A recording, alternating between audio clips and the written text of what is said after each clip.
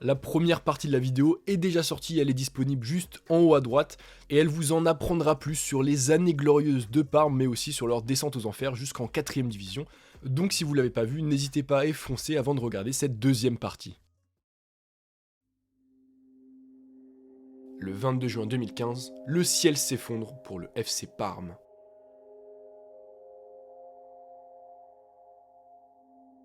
Au terme d'une saison catastrophique, aussi bien sur le terrain qu'en dehors, avec des dettes s'élevant à plus de 220 millions d'euros, le club parmesan est relégué administrativement en Série D, la 4ème division italienne, une tragédie pour l'équipe qui avait gagné 4 titres européens à l'aube des années 2000.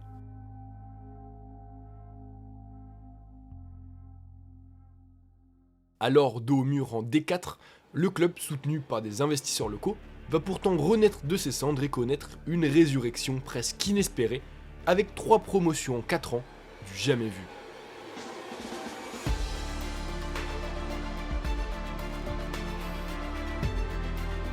Alors comment Parme est passé de la 4ème division à la Serie A en 4 saisons à peine? Comment l'équipe a pu se relever aussi rapidement d'une faillite pour retrouver l'élite du football italien? On va voir ça dans cette vidéo, c'est parti générique.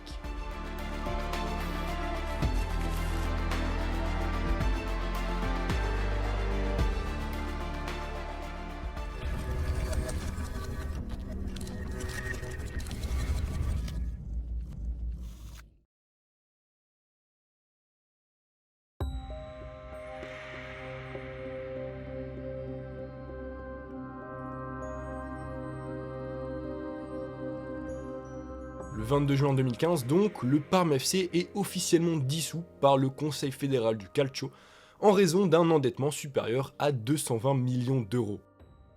Incapable de payer ses joueurs et ses employés depuis 7 mois, et dirigé par un président arrêté et inculpé notamment pour blanchiment d'argent, le club disparaît donc, mais renaît dans la foulée sous le nom de Parma Calcio 1913.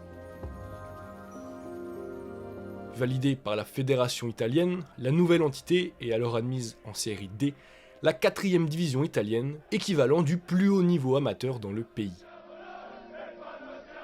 Si le club peut se permettre d'évoluer à ce niveau après une telle tragédie économique, c'est en grande partie grâce au fort soutien privé qu'il va recevoir de la part d'industriels locaux.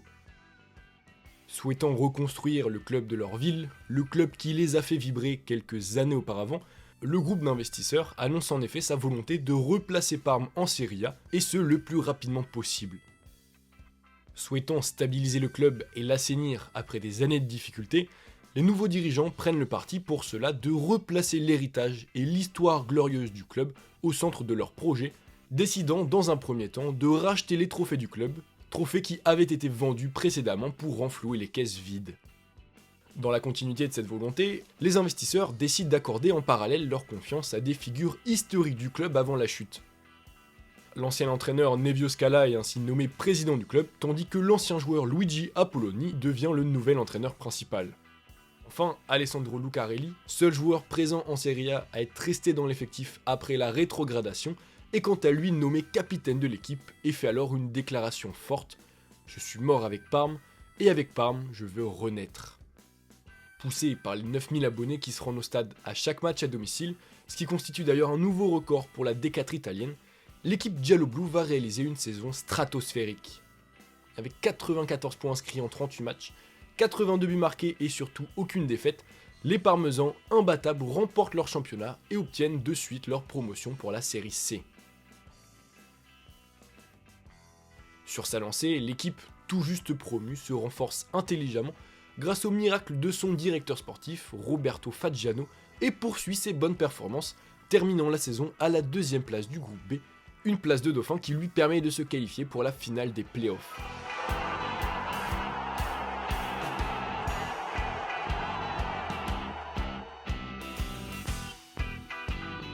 Et victorieux d'Alessandria 2-0, les Parmesans obtiennent une 2ème promotion en 2 ans, retrouvent la D2 italienne et se mettent à rêver déjà d'un retour dans l'élite du football transalpin.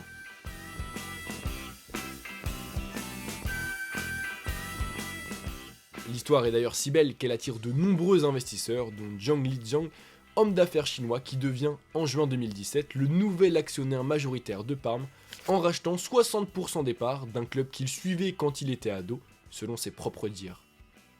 Ancien président de Grenade en Espagne, l'investisseur le sait, pour retrouver la Serie A, Parme a besoin d'argent et de nouvelles recrues, mais a aussi et surtout besoin d'une structure stable et organisée. Pour cela, il nomme l'attaquant historique du club, Hernan Crespo, comme nouveau vice-président parmesan, un choix qui va s'avérer payant puisque l'équipe réalise une nouvelle saison incroyable.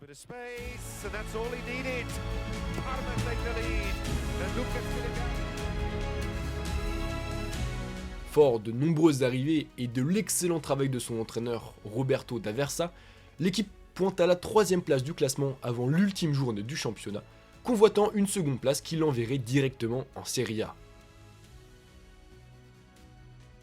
Et le 18 mai 2018, profitant d'un faux pas du deuxième Frosinone, Parme s'impose face à la Spezia et réalise un exploit sans commune mesure, celui d'obtenir 3 promotions successives, passant en 3 ans de la Série D à la Série A.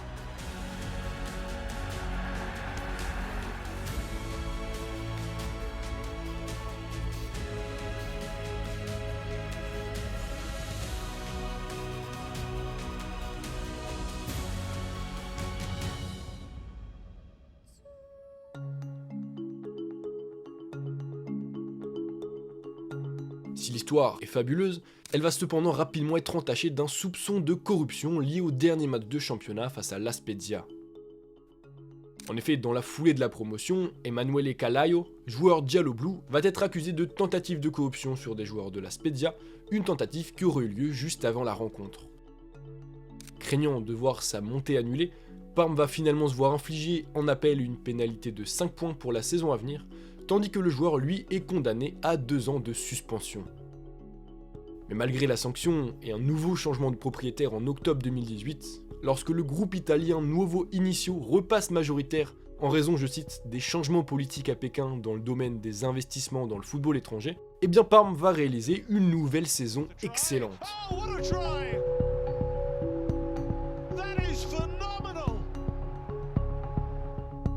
Dotés de moyens financiers pourtant plutôt modestes, les dirigeants Giallo Blu se sont tournés vers une politique de recrutement de joueurs en fin de contrat ou de joueurs en prêt, politique efficace, à court terme du moins, avec les arrivées de Biabiani, de Bruno Alves ou encore de Gervinho en 2018, puis de Yann Karamo, de Dejan Kulusevski et de Matteo Darmian l'année suivante.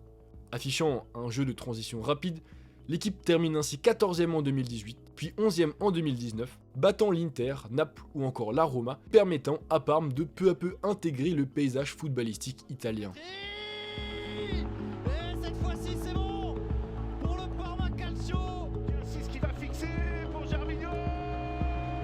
Oh, le Dio Caramo, Gervinho qui fait très très mal. Ça fait 2-1 pour Parme.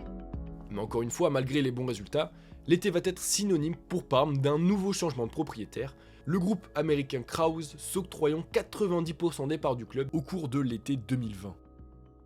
Fasciné par la récente histoire des Giallo Blu, le nouveau président, Kyle Krause, annonce dès sa première conférence de presse son projet, celui de faire du club le nouvel Ajax Amsterdam, le nouveau FC Porto, à travers une équipe jeune et une politique de trading de ses talents.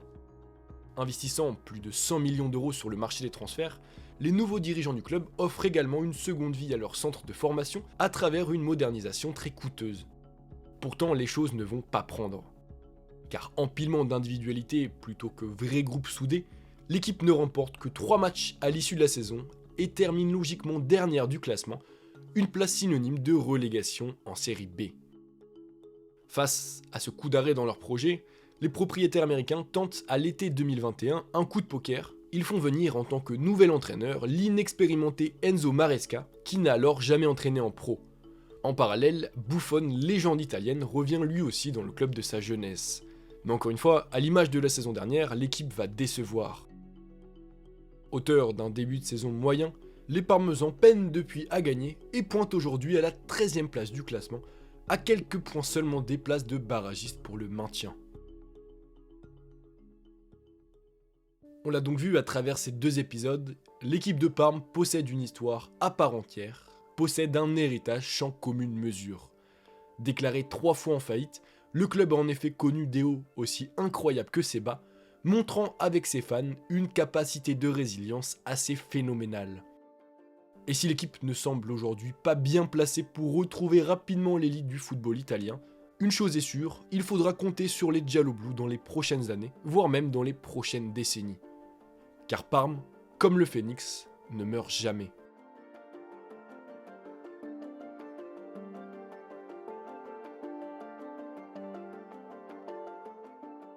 Et donc voilà l'équipe, c'est déjà la fin de cette vidéo, de ces 2 vidéos sur Parme. J'espère que vous avez apprécié et que vous avez appris des choses, c'est le principal. N'hésitez pas à me dire en commentaire si vous avez des idées d'autres vidéos, d'autres histoires intéressantes, un peu dans le même genre, qu'elles soient positives ou négatives, à étudier, ça serait super intéressant. C'était Val, peace.